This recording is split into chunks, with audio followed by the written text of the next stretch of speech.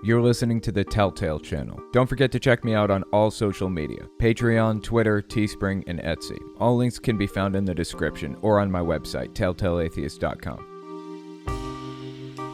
I've been keeping you guys updated on Jerry Falwell Jr. for a while now. Well, a new story broke about his less than reputable personal life. Let me just say for the record, I don't give a shit what his kinks are. It makes no difference to me. He's free to do whatever he wants as long as it's legal. But this guy is the president of Liberty University, started by his father, Jerry Falwell Sr. And as president of Liberty U, he's ruined people's lives over something as simple as being at a party where there was alcohol, even if they didn't drink it. He's supposed to be the leader of the moral majority in America. Turns out, to nobody's surprise, he's a giant fucking hypocrite. Jerry Falwell Jr.'s pool boy recently came out and said Falwell enjoyed watching the pool boy sleep with his wife. So what? It's just one guy.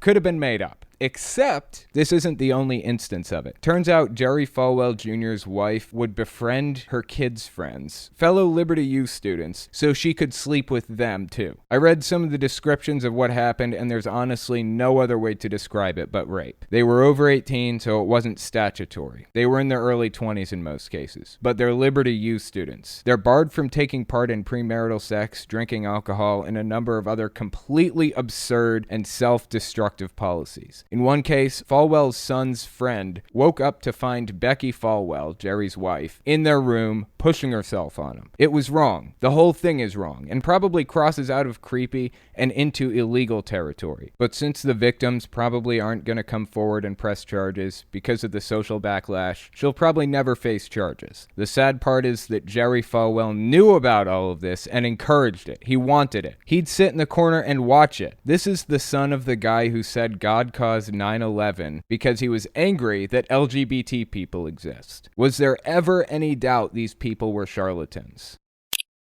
Some good news coming from a U.S. Court of Appeals. They recently ruled that schools can't block trans students from using the bathroom that matches their gender identity. This is a pretty big deal and honestly very surprising. According to BuzzFeed News, written by Zoe Tillman, quote, in a 2-1 decision, the court rejected the Gloucester County School Board's argument that a policy prohibiting transgender students from using the bathroom that matched their gender identity was needed to protect student privacy. She goes on to quote the majority's ruling written by Judge Henry Floyd, an Obama appointee. Quote, how shallow a promise of equal protection that would not protect Grimm, which is the student, from the fantastical fears and unfounded prejudices of his adult community. The board implemented a policy that treated Grimm as questioning his identity and having issues, and it sent him to special bathrooms that might as well have said Gavin on the sign. It did so while increasing privacy in the boys' bathrooms, after which its own deposition witness could not cite a remaining privacy concern. We are left without doubt that the board acted to protect cisgender boys from Gavin's mere presence, a special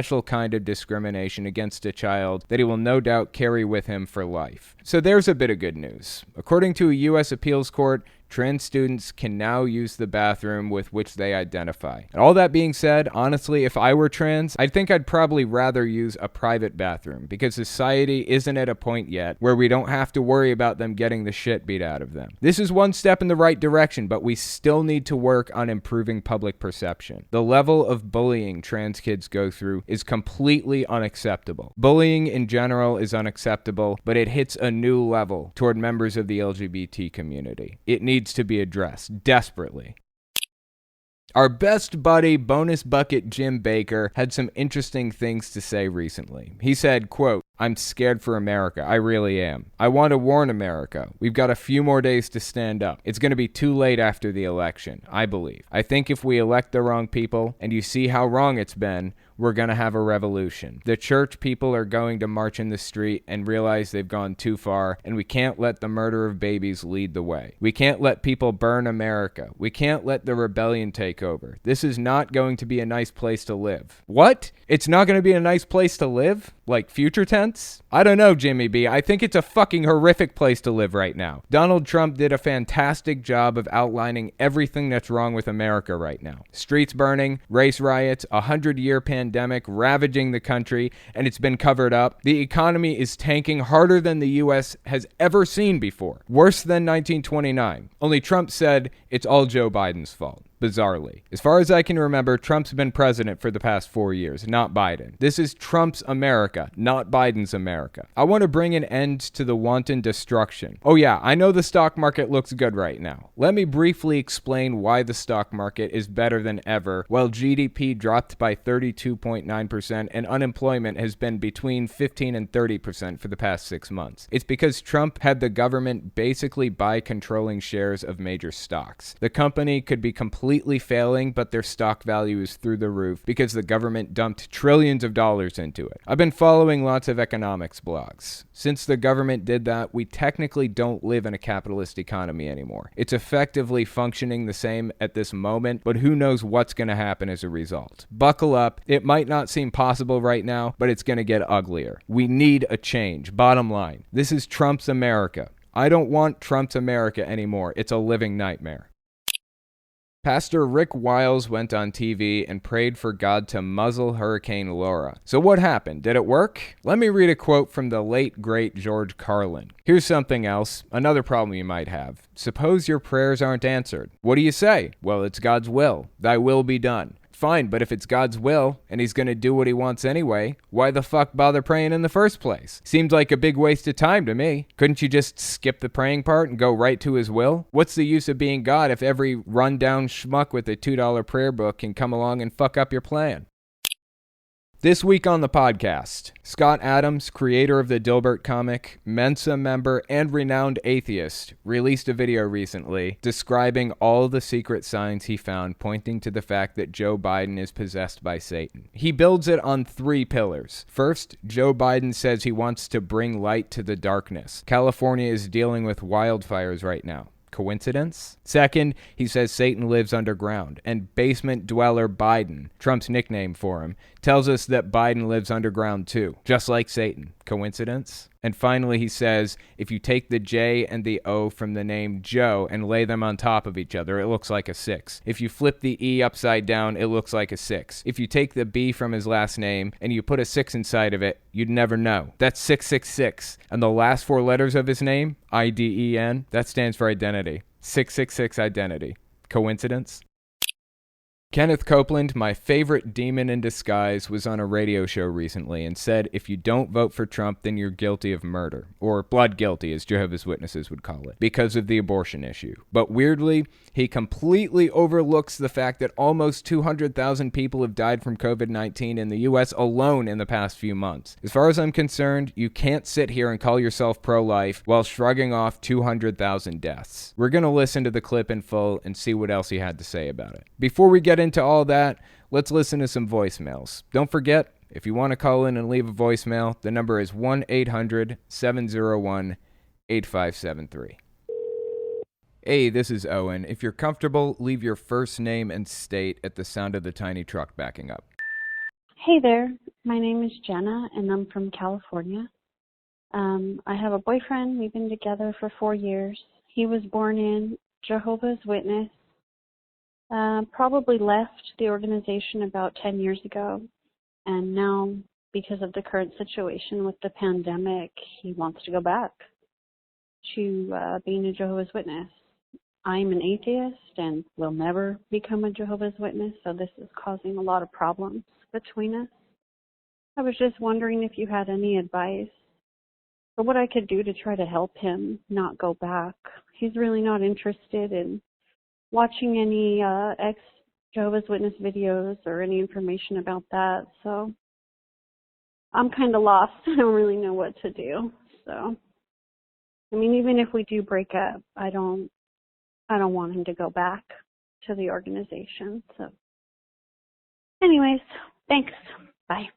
That would be really disappointing if you couldn't, manage to keep it going. I've had a lot of voicemails recently about how to deprogram people. How do you deal with this? How do you go about trying to prevent people from going down an extremist path, basically? And I've talked about it at length on various different podcast clips, and I've also talked about it on my main channel. So try searching through my video library on the podcast and on the main channel for deprogramming. I should have some stuff on there about it. But the general idea behind what I do with deprogramming is very similar to street epistemology. So there are different types of basically compliance techniques, right? The one you probably have heard about is called NLP, Neuro-Linguistic Programming. It is a largely immoral system, and for that reason, I don't use it. I don't believe in using NLP. It leads you to come across as a scumbag. If you're trying to build a trust relationship with somebody, NLP is self-defeating. You're going to come across as a scumbag, so don't bother using that one. Another compliance technique, I don't know that I would even call street epistemology a compliance technique technically, but street epistemology in a lot of ways is used to get people to examine their beliefs and their thought process on a micro level and process whether or not their reasoning is sound. Through the entire conversation, you're going to want to be as non-confrontational as possible. Use words like we and us. Don't say, I want you to figure this out. I want you to look this up. Or, I looked this up and I found blah, blah, blah. You want to use we and us words. Let's figure this out together. I want us to come to this conclusion. We want to be right. Both of us do. So if you're correct in this, I want to be correct too. So let's work our way through this and figure out if we're using sound reasoning here. Another key to street epistemology is don't bring up any evidence. Evidence likely will not convince them anyways. Like if you say Jehovah's Witnesses were members of the United Nations for this long, blah, blah, blah, that's probably not going to be very convincing. They're just going to shut down. And the trick to this method is trying to prevent them from shutting down. You don't want them to shut down and end the conversation. You want to keep dialogue open. You want them to trust you. And by extension, you're going to have to trust them. You have to build a trust relationship. You have to trust each other for this to work. You don't want to shut down. You don't want them to shut down. So there has to be some give and take in the conversation. Don't present any facts to them. Just come at it in a purely logical and rational way. You're going to want to establish what they believe, why they believe it, and how we can know if that's correct. So, for example, say they claim that Jehovah is God's real name. I've used this example before. That is the what. What do they believe? They believe Jehovah is God's real name. Why do they believe that? So say, let's figure this out. Let's figure out if Jehovah really is God's real name. Why do you believe that? I want to figure this out with you. And they will cite scriptures and tell you about the Tetragrammaton and all that other stuff. This so happens that Jehovah isn't actually God's real name. It was fabricated later. In fact, J's didn't even exist until thousands of years after the Bible was supposedly written. It was like in the 1600s or something when J's were invented. So now we've established what they believe, and we've established why they believe it. Now we can ask them, how can we know for sure that this is true? Is there some way to know for sure that this is true? It's a very complex method, and it takes a lot of practice. It sounds pretty straightforward when I'm sitting here explaining it to you, but it's really very difficult to master. If you watch Anthony Magnabosco on YouTube, he does a really good job of using street epistemology to basically reason people out of unreasonable beliefs. Also, Cordial Curiosity talks about this exact thing. So try giving those channels a watch and see if that helps you at all. Good luck. I really hope things turn out for the best with you and with the situation. I really hope he doesn't go back. But for the record, Apparently, from what I hear, my mom has been talking about Armageddon a lot with Mike, my grandparents, and stuff lately. She's been talking about how this is the end and we need to be prepared for it and everyone needs to get baptized and all that other good junk. And some people in the family are not terribly happy about that. But anyways, like I said, good luck with it. I hope everything turns out well. Hello, my name is Maggie from Maryland. I heard that the real reason why Jehovah's Witnesses go door to door is just to fuel the persecution complex, since nobody wants to answer the door to them. And there was an ex-Jehovah's witness saying that while it is tempting to try and scare them off, saying things like, I'm sorry, I have to drink virgin blood while eating abortifeces, blah, blah, blah, just to scare them away, it will actually just feed into the persecution complex. Like, they actually, like, once they go back and say, see how we're treated or see how terrible the world is out there. And he said, if you want to lure people out of this cult, you should actually talk to them, be nice to them, and if they're kids, bring up Caleb and Sophia. Just let them talk, just show that, give them the impression that the world out there is actually not so bad. It's not as bad as I think it is. So whenever they pull up the, we're treated so badly, people out there are so evil, this will actually get them to start thinking and lure them away. Do you think that's a better idea than just say, put me on the no-call list? And since you are an ex-Jehovah's Witness, was this true, like, the whole reason contact to go door to door is just to show people, like, how poorly they're treated, like, feed in the persecution complex? Thank you. Really interesting question. Do Jehovah's Witnesses send their members door to door? Does the leadership send their members door to door to feed the persecution complex? And the answer to that is, I don't think so. But that is like a side effect of it, basically. It's like, we can pull up the bite model. We've got things like cults will regulate individuals' physical reality. They'll dictate where, how, and with whom the member lives and associates or isolates. They will ban you from talking to ex-members. They'll encourage spying on other members. They'll change a person's name and identity. Their memories are manipulated and false memories are created. Things like that. That type of thing is common in every cult. And they're very specific things. Why does every single cult do that stuff? They must be doing it intentionally. They must be aware of what they're doing, right? I don't think so.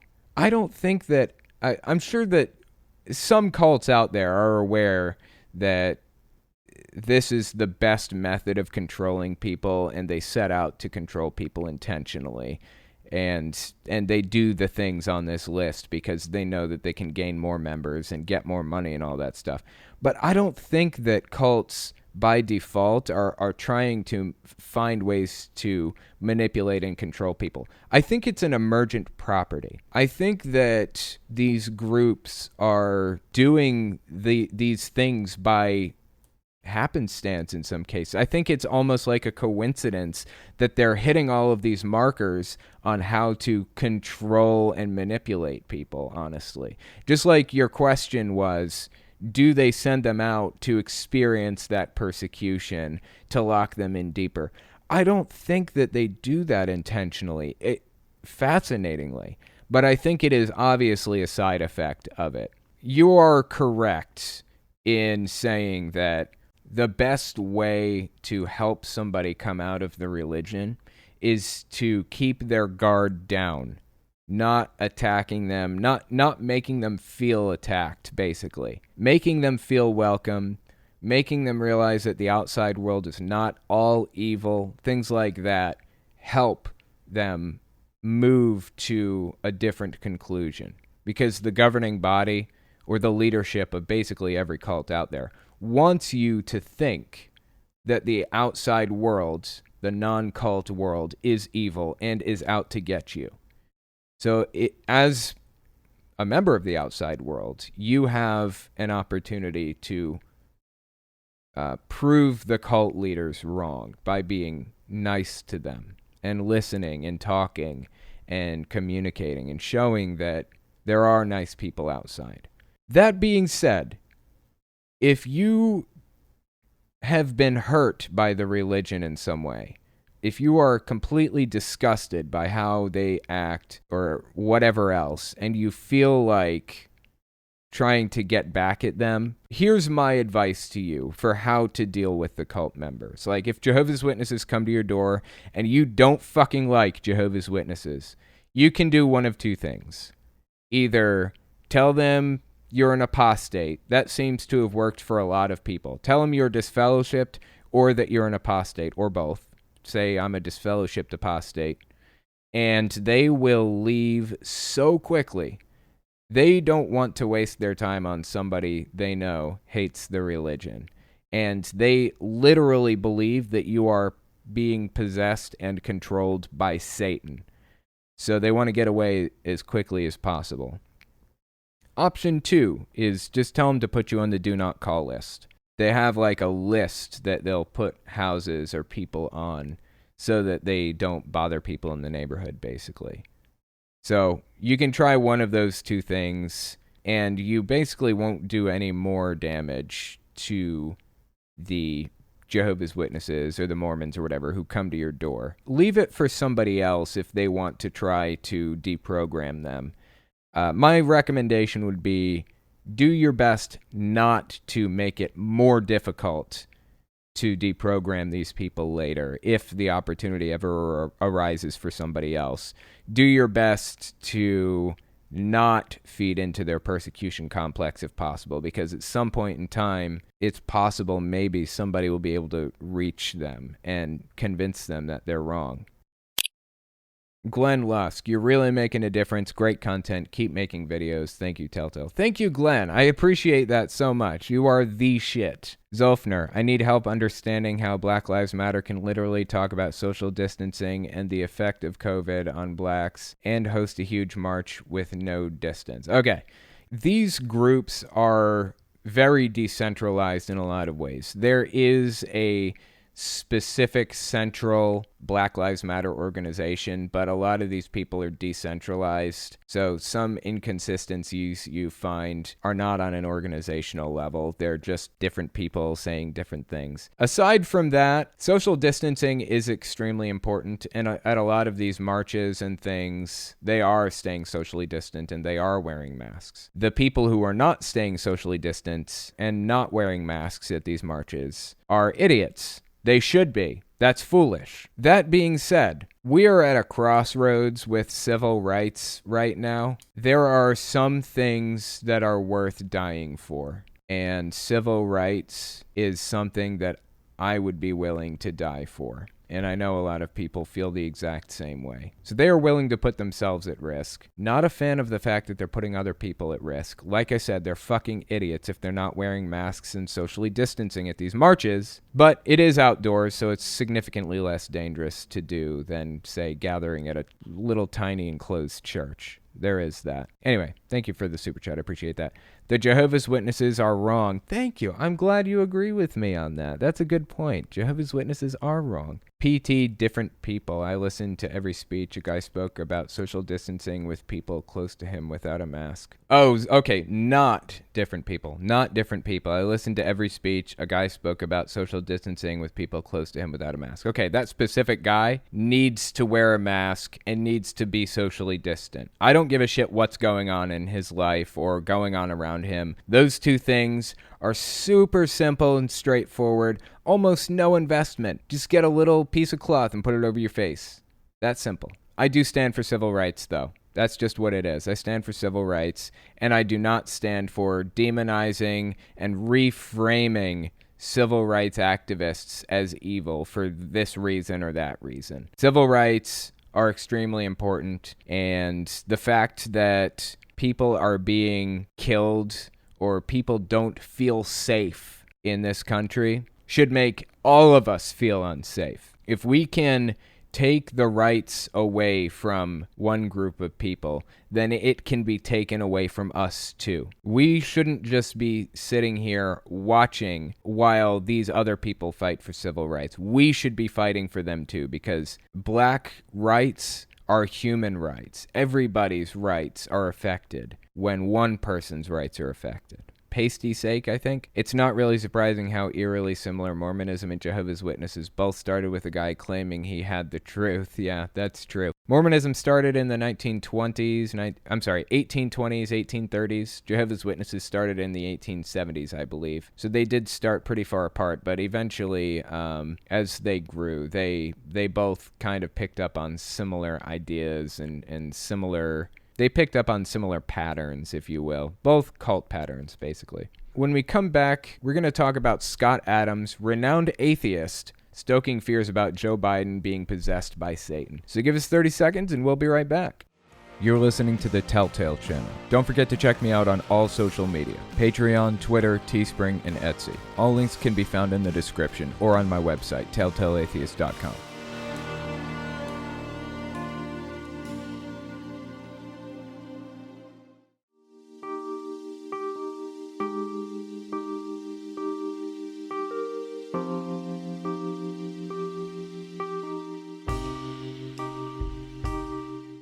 So the first article I wanted to take a look at tonight is called Trump World Favorite Persuader Scott Adams Sees Satanic Coincidences in Biden Campaign. This is by Right Wing Watch.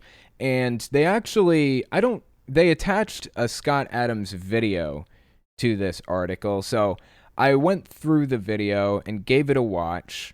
If you guys don't know who Scott Adams is, he wrote the Dilbert comics. He invented Dilbert. And I really enjoyed Dilbert when I was younger. I loved reading those comic strips. I had like books of the comics when I was little, and I'd sit there in my room and read them. So it's really disappointing to me that this guy, Scott Adams, has gone so completely over the deep end. He's a member of Mensa, and he is fucking crazy. So let's watch this clip of Scott Adams saying some really interesting stuff. Now, here's something that's caught my attention, and I can't release on it. As you know, I'm not a believer in any kind of religious anything, but I can't help noticing how many satanic coincidences there are with the Joe Biden campaign. All right, let's just pause right here. He's an atheist. He does not believe in God.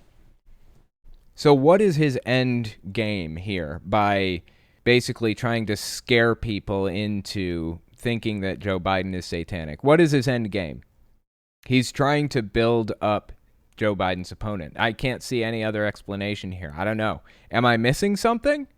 Why is an atheist talking about all of the satanic signs? Why is an atheist trying to stoke conspiracy theories? This is a conspiracy theory, straight up. Let's continue. And they just have to be mentioned. Now, again, I'm not a believer. We know. But it's becoming a weird coincidence of how many things look satanic. For example, Joe Biden is in favor of what he said, bringing the light to the darkness. And what is happening as he's speaking? As he's speaking and saying, I will bring the light to the darkness, cities are actually on fire. Okay, let me just pause here real quick, because that's not actually what Joe Biden said. This is Biden's actual quote. The current president has cloaked America in darkness for much too long. Too much anger, too much fear, too much division. Here and now, I give you my word, if you entrust me with the presidency, I will draw on the best of us, not the worst. I will be an ally of the light, not of the darkness. That's what Joe Biden said. Either way, that's just a complete conspiracy theory. Let's just continue with the video. I'm jumping the gun on this because it's got me pissed off. Let's continue. California is on fire. If you were Satan, wouldn't you expect that Satan would speak in terms which are true but misleading? Meaning, he will bring you the light, but there's a catch. It's fire, and it's burning your stuff. That's exactly what Satan would say if Satan existed. Now, If Satan existed. This is ridiculous. What's wrong with this guy? There is a conspiracy theory problem in the United States right now. People are convinced that everybody is out to get them, that Satan is out to get them, that the deep state is out to get them, that all of this other junk. This guy is not helping the situation with shit like this. This guy's making it worse. He's an atheist, and he's super smart, and he's doing this shit. Really? What is wrong with him? Let's continue. I'm not saying that Joe Biden is possessed by Satan. I'm just saying it would look exactly like this. Now, This is wrong. This is wrong. Why would an atheist ever hint at this? This is just straight up manipulation. He knows what he's doing.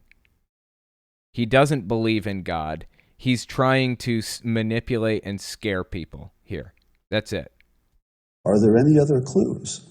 Well, how many people or entities do you know who prefer to live underground? I can think of Satan living in hell, and who would be another person who prefers to live underground? I've got it. I know who. Donald Trump, when he went into his bunker, right? Didn't he go into a bunker underground? Because he was like super scared that people outside were like going to get him or something. That's who it is. I bet that's who Scott Adams is talking about here, right? Let's find out. Could it be basement-dwelling Biden? Basement-dwelling Biden? Isn't that the nickname that Trump made up for Biden? This is Scott Adams trying to spread Donald Trump's propaganda technique. Linking negative words to people like that so that when you hear the name, it's linked to negative thoughts. That's a propaganda technique. It's a propaganda technique that Donald Trump has been using since forever. You know, Sleepy Joe wasn't really sticking, so he went with basement-dwelling Joe Biden. Crooked Hillary. You hear words that are negative in your mind, and you link them with the name of the person that you're talking about. It's a propaganda technique that Scott Adams is intentionally helping Trump spread.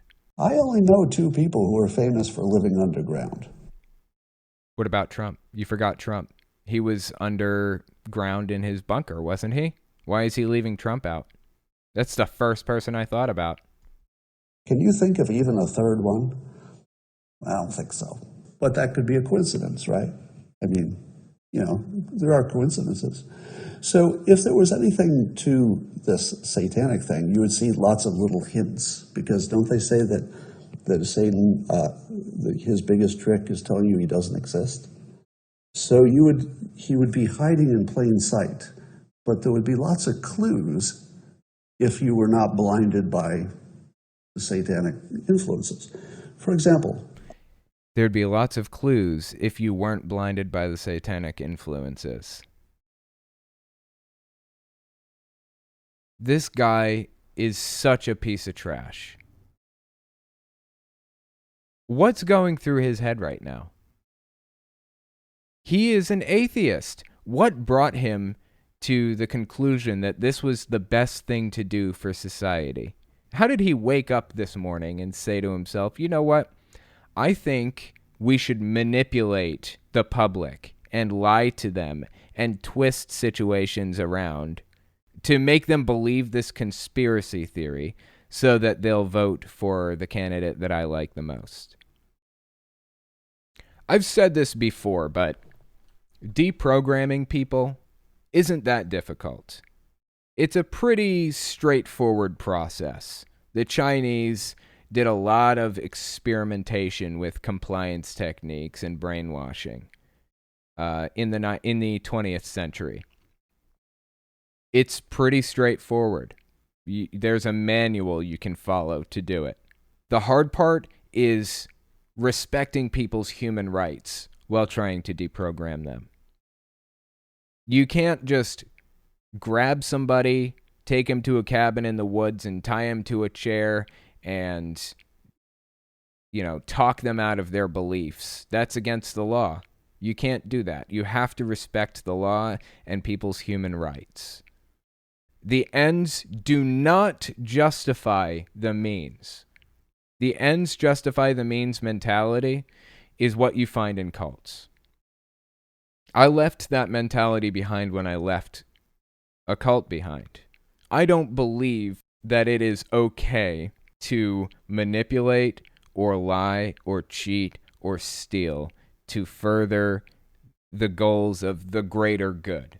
I don't believe that. If you lose your morality while trying to further the goals of the greater good, then you're not furthering the goals of the greater good. And that's what this guy is doing right now. That's what Scott Adams is doing. He's using an ends justify the means mentality. Well, it's okay if I stoke fears through a conspiracy theory and make people think that the candidate that I don't like is possessed by Satan. As long as they vote for the candidate that I want, I am furthering the greater good. That's what he's doing. This is a cult mindset if I have ever seen one. I'm not saying he's in a cult. I'm not saying he's like a cult leader or any of that shit. I'm just saying that's the kind of mindset that comes with a cult. That's the extremist mindset. Ends justify the means, and it's wrong. What is Joe Biden's slogan? Build back better. Build back better. BBB. If you were going to imagine 666 and you wanted to show it to people and disguise it at the same time, can you think of any letter that the numeral 6 would fit inside completely? Only capital B. How about the name Joe Biden? Well, there's no 666 there, right? So Joe that's 3 letters. Biden is 5. So there's no symbolism there. Except I was looking at it a little bit closer. And do you know if you took the capital letter J, just imagine the capital letter J in your mind. Now think of the next letter in Joe. It's an O. Now just move in your mind the O to the left until it's on top of the J. It's a backward 6. He knows full well what's happening here. This is like pattern recognition stuff. This is the exact reason why everybody saw a face on Mars. Because human brains are programmed to see patterns in things when there is really, honestly, no pattern there. They zoomed in on the face on Mars like a week later after everything exploded and saw it was just a rock formation. There's nothing there. We have pattern recognition programs in our heads that are designed to find this stuff. And he knows that. He knows that. And he's using this shit to manipulate people. Now suppose the next letter is the lowercase e. What does a lowercase e look like if you turn it upside down? Well, it looks like a 6. 6 wouldn't be anything, right? But the next letter is capital B for Biden. And capital B is where you hide your 6. What is left of the word Biden if you take out the B, because that's where the 6 is hiding? What's left of the word Biden, are you ready for this? I-D-E-N. I-D-E-N. Identity. 666. Identity. That's what Joe Biden's name actually is. 666, identity. Now you say to yourself, Scott, you could pick any complicated situation and you could find all these random patterns in it. It's been proven a million times. That's correct. You can find any situation like that and find a million patterns in any situation. He knows that, and he's saying this anyways to stoke conspiratorial fears. That is it. So he's debunking himself here, right? I'm going to assume he has an answer to this. This is another propaganda technique that Scott Adams is using right now. He is addressing an argument before his opponent can offer it. So now he's saying, Well, you're going to say, Scott, you can find this in any complicated situation. Now, how is his opponent, who's criticizing him, going to come out and say that? Because he's addressing it right now, right? That is a propaganda technique. Say it before your opponent can. That's why Donald Trump accuses people of things that he is doing. Because it would be absurd for somebody to come back and say, no, you. Like, for example, Donald Trump came out and said something like, I think we should do a drug test before the debates. Now, nobody can come out and say, I suspect that Donald Trump is on drugs or whatever. If they say that, it's not going to hit as hard. It's not going to land as hard because Donald Trump already said it. So what is Scott Adams' response going to be to his critics? He's presenting this problem that he thinks his critics are going to lay down for him. Well, Scott, you can use any complicated situation like that. You can find patterns in any situation. So now Scott Adams is going to explain to us what the answer is to this. Why is this situation with Joe Biden and finding all these weird fucking sixes in his name and all these weird little situations, why is this one valid, but any other would be invalid? Let's hear, Scott. Tell me why.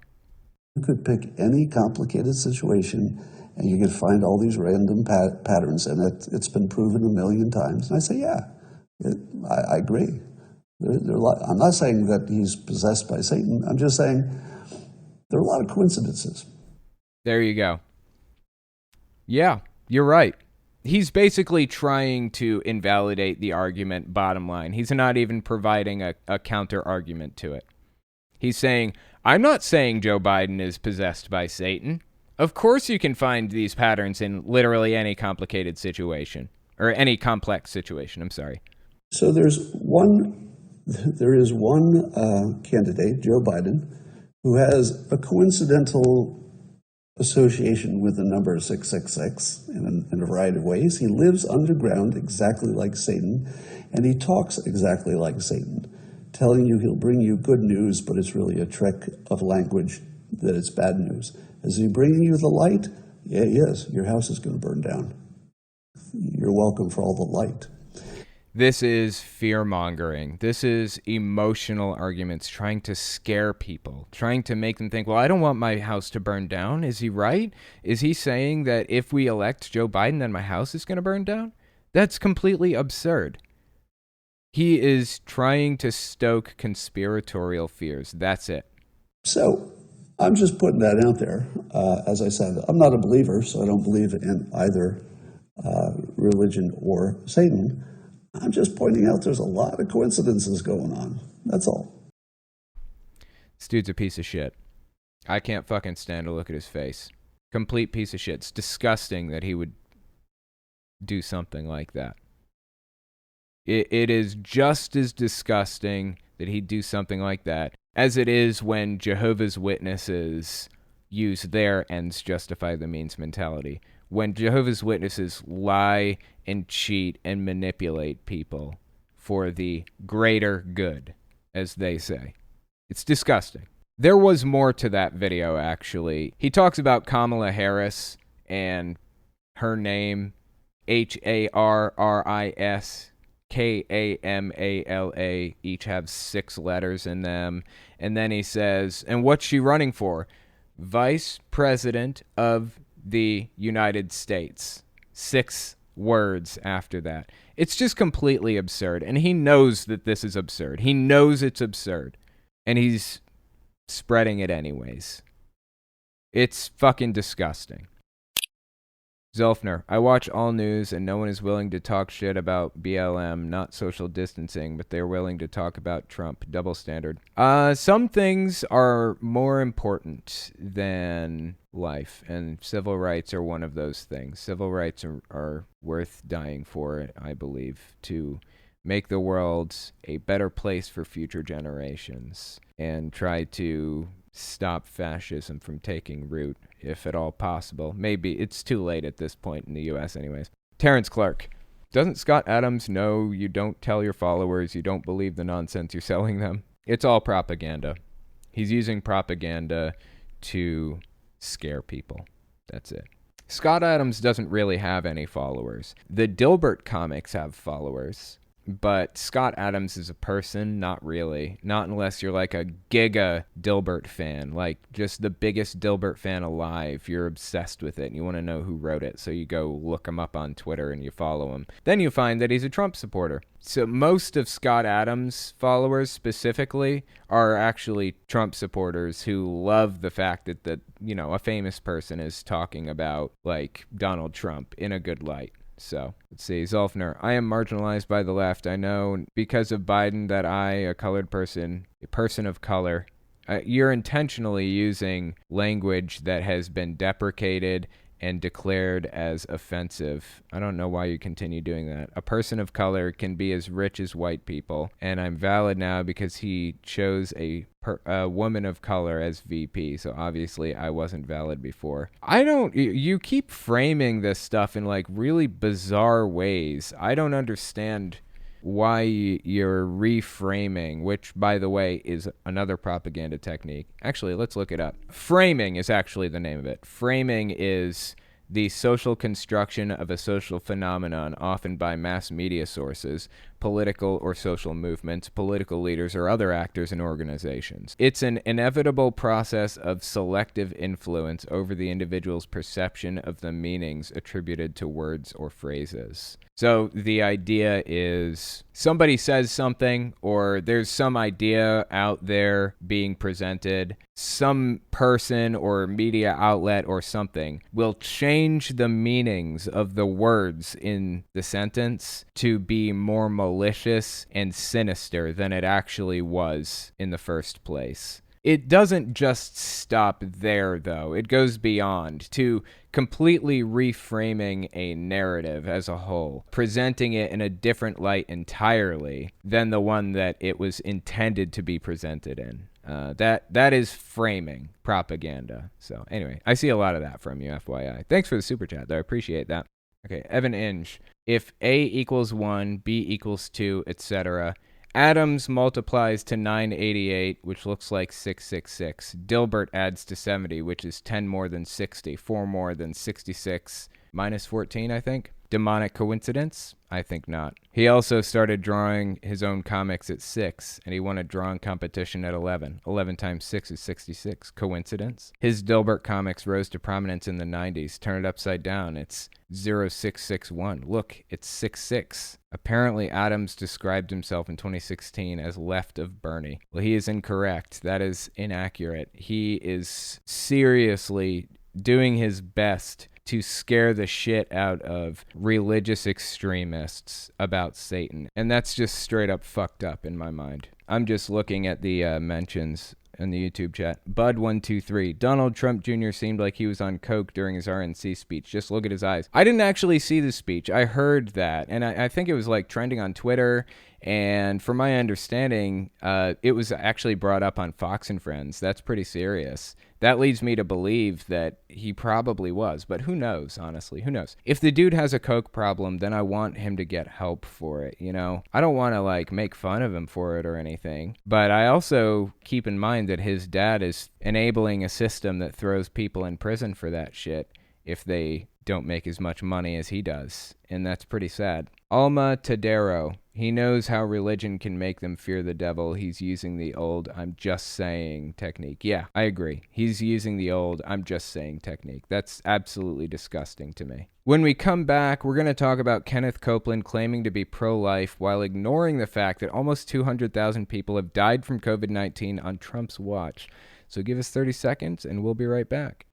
You're listening to the Telltale Channel. Don't forget to check me out on all social media: Patreon, Twitter, Teespring, and Etsy. All links can be found in the description or on my website, telltaleatheist.com.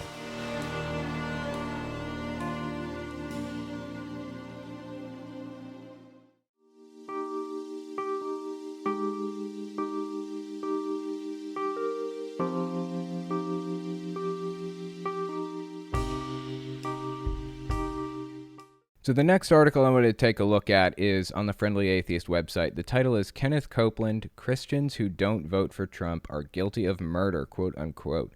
So let's give this a read and see what it has to say. Christian scam evangelist Kenneth Copeland wants you to know that if you vote for Joe Biden, you're practically a murderer. Copeland made the comments to Charisma's Stephen Strang during a podcast on Monday. I actually have the podcast clip here, so let's pull it up and give it a listen. You know, he's been a great friend of Christians, yet some Christians nitpick and say he's not a nice guy and they shouldn't vote for him. But the alternative is socialism. It really is socialism. I'm assuming that this is Stephen Strang. Obviously, this guy's talking about Donald Trump. They say the alternative is socialism. No, that is a logical leap if I've ever heard one. That is actually a propaganda technique, too. There are like a list of hundreds of these propaganda techniques, kind of like logical fallacies. They are very similar in their own way. Propaganda techniques are basically logical fallacies used to spread information or spread misinformation in some way. I should really cover different propaganda techniques that are used by advertisers and politicians and cults and things like that. I think that'd be fascinating to cover like a list of like 10 of them per video or something like that. I really should do that. Anyways, what this guy is saying about Joe Biden being a socialist or pushing socialism, completely absurd. That's completely absurd. He is using it to scare his listeners into voting for Donald Trump. Well, nobody wants socialism. Have you seen what socialism has done around the world? They're also harnessing the whole Red Scare thing. Like back in the 80s, 70s, 80s, 90s, I think, there was a lot of anti-communism propaganda going around. Anti-communism, anti-Russia, anti-socialism, and a lot of the older people, who are older than, say, 30 or 40, probably remember some of this stuff.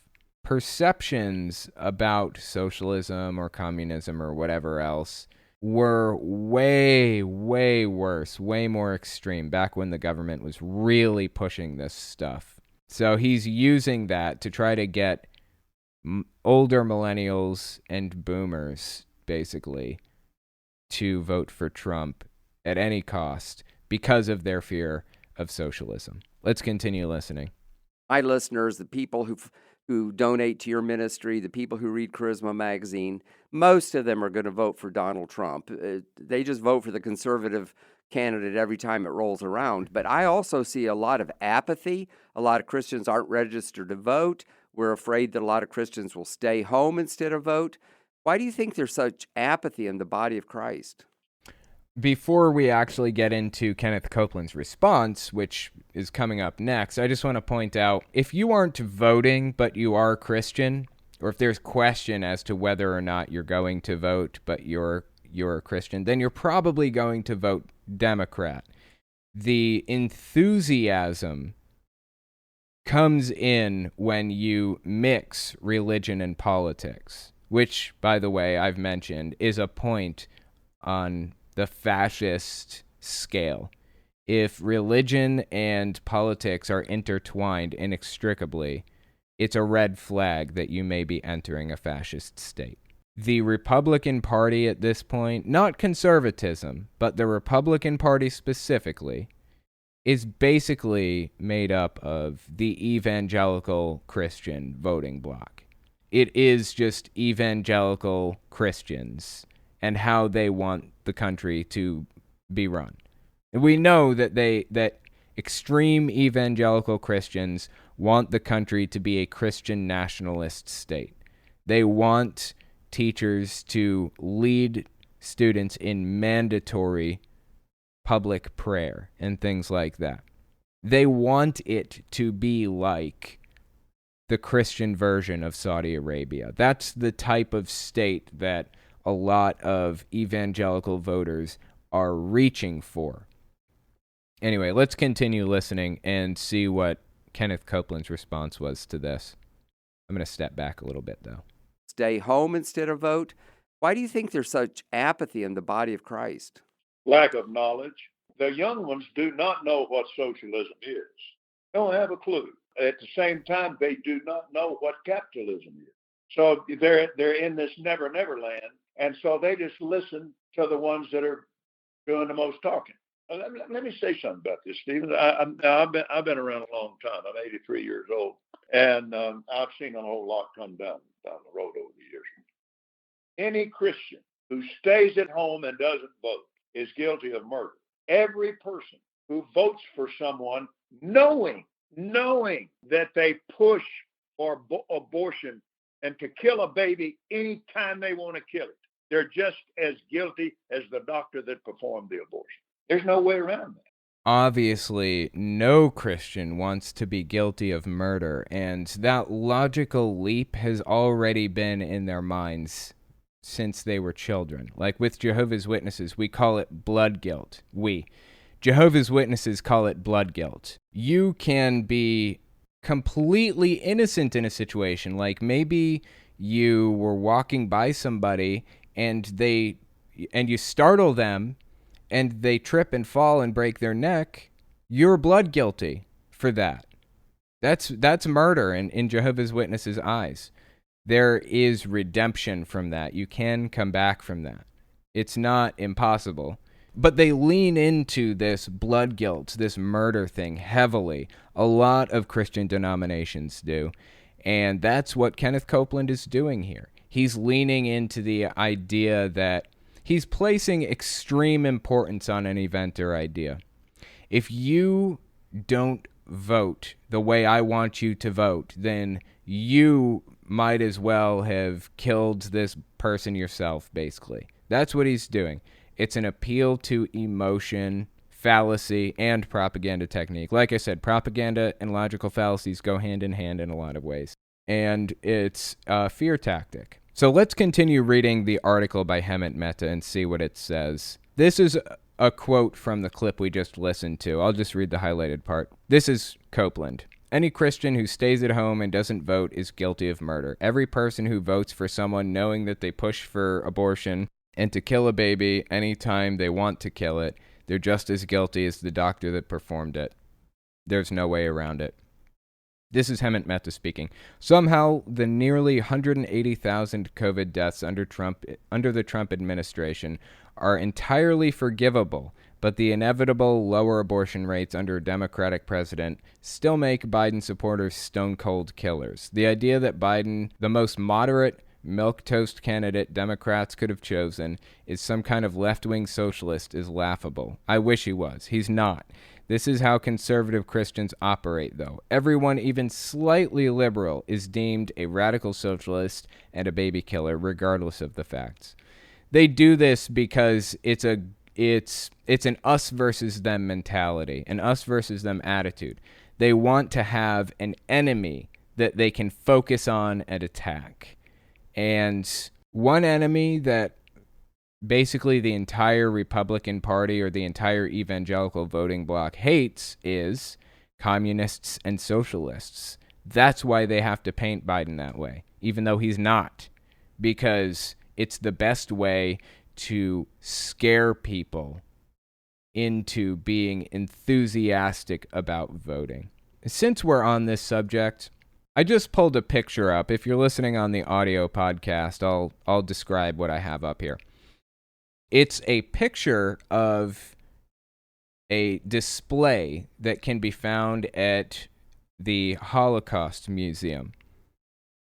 It's early warning signs of fascism, so that we never forget and we can avoid repeating history. Let me give you the points on this poster, basically. This reminder of what fascism is and how it creeps into a society. Powerful and continuing nationalism. Disdain for human rights. Identification of enemies as a unifying cause. Supremacy of the military. Rampant sexism. Controlled mass media. Obsession with national security. Religion and government are intertwined. Corporate power protected and labor power is suppressed. disdain for intellectuals and the arts, obsession with crime and punishment, rampant cronyism and corruption, and fraudulent elections. Is any of this sounding familiar to you guys? Does the U.S. meet any of those points at all? Like, even a couple of them? What about religion and politics being intertwined? Does it meet that one? Does it meet the rampant cronyism and corruption one? What about fraudulent elections? Trump's been talking about that nonstop. Most people can get on board with at least a few of these points. Something needs to be done. This is a serious situation we're in right now as U.S. citizens. Something needs to be done to stop it going down this path. It's extremely disturbing. Back to Hemant Mehta. You have to be willfully stupid to buy into that labeling, but if you're the sort of Christian who believes Kenneth Copeland about anything, you're almost certainly in that camp. And unfortunately, Kenneth Copeland is the type of person who is followed and listened to by the vast majority of the evangelical voting bloc, aka the Republican Party, sadly. Sometimes I wonder if we're winning this fight, but one day at a time. All we can do is keep fighting. All we can do is keep fighting. I've been answering questions from Zolfner. I want to mention a couple of things. Recently, I said on Twitter, I don't think Biden should debate Trump. And my reason was because Trump is going to use that platform, that opportunity, to spread lies and propaganda and to frame things in a disingenuous way. Trump uses an ends justify the means mentality too, to reframe things, make them look completely different than they were originally intended to look. I don't have as much of a problem with Mike Pence debating Kamala Harris, though, because I think Pence is a less practiced propagandist, and I think it's mostly going to come down to ideas in that situation, and I think Kamala will be perfectly capable of destroying Mike Pence if he does start bringing up propaganda. But Donald Trump will just straight up make shit up. Like, for example, he's been talking about veterans' choice for, ever. Obama signed veterans' choice into law. Why is Trump taking credit for something that Obama did? Trump keeps bringing this up. And his points are going up for this. What? What is happening here? What is going on? This is bizarre. It's like we live in La La Land. It's completely different from reality. Like, reality is not reflected in what Trump is saying. So as far as Zolfner's super chats go, this is what I'm going to do. If it's an honest discussion about conservative values or conservative ideas, I'll talk about it. If it's propaganda, I won't. That's where I sit with it. If it's framing it in a disingenuous way, I'm not going to address it. If it's using derogatory or bigoted language, I don't really care what color your skin is. I'm just not there for it. So anyway, that's where I sit with it. Alma Tadero. Yeah, blood guilt is how my congregation used to push us teenagers to go door to door, because if we did not do it, we were becoming guilty of the blood of the people dead in Armageddon. Yep. Yeah, they actually said that recently too. They said publicly, like the governing body members said publicly, if you don't knock on doors, then you're blood guilty, which means you're not going to make it into the new system, quote unquote. So that's another way that Jehovah's Witnesses try to manipulate people. Zolfner, both Kamala and Trump made some false promises about vaccination. Talk about that. I hadn't heard about the false promises about vaccination. I don't know why any politician would be making promises about vaccination. Why would Trump make promises about that? Is Trump in the lab, studying this shit? I hope not.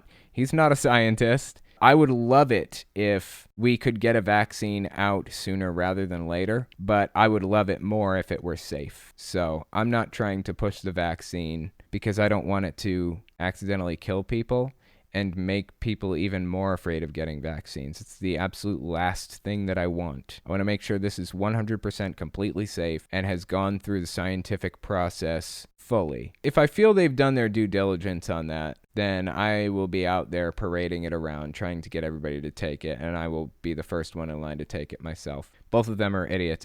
Is Kamala in the lab? Well, I think Kamala is smarter than Trump. That's just a suspicion. I don't know that that's a fact. It just seems to me that she probably is. She shouldn't be in a lab either, though. She's a lawyer, not a scientist. But I didn't hear about her false promises with the vaccine. It would be stupid if she'd made promises about a vaccine. That would be foolish. No politicians should be making any promises about vaccines right now. They should be hopeful, tentatively, but they have no control over it, or they shouldn't anyways. Scientists should. Okay, tell you what, that's where I'm going to end it for the night. Appreciate you guys coming on and giving this a listen, and I will talk to you next week. If you like what I do and you want to make sure I can continue to do it, you can support me in a few ways. First, you can support me on Patreon. That's probably the best way. But if you want to get something back for your support, you can check out my Teespring. I sell all kinds of shirts and stickers and stuff on there. Second, you can support me by checking out my Etsy store. I sell 3D printed stands for every system, from the original Nintendo to the Xbox One. And finally, if you want to support me in other ways, you can check me out on my other channels. I have the podcast channel, which is where I talk about whatever's on my mind. Politics, social issues, whatever. You can also find it everywhere podcasts can be found. Or you can check out the videos on my main channel where I focus on destructive cults. As it is with most channels these days, I rely on the support of viewers like you to keep my channel alive, so sharing my work is extremely helpful. Anyways, check me out in all those places if you haven't already. Thanks for listening, guys.